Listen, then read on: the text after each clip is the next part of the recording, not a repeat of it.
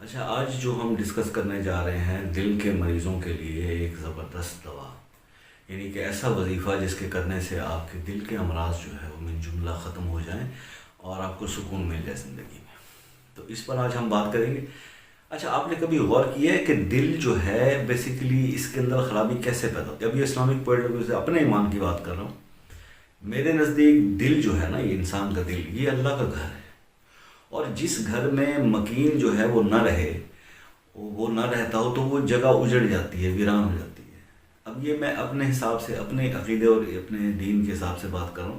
تو سب سے اہم بات کیا ہوئی کہ اگر آپ نے دل کو آباد رکھنا ہے تو اس کو اللہ کی یاد سے آباد رکھیں. میں نہیں سمجھتا کہ کبھی اس شخص کو دل کا کوئی مسئلہ ہو سکے یا ہوتا ہو جس نے اپنے دل کو آباد کیا ہو. خیر، یہ کہنے کی باتیں، آپ ہر آدمی کا اپنا عقیدہ ہے، جیسے اس کو عمل کریں. لیکن میں آپ سے شیئر کرنے جا رہا ہوں آج ایک ایسا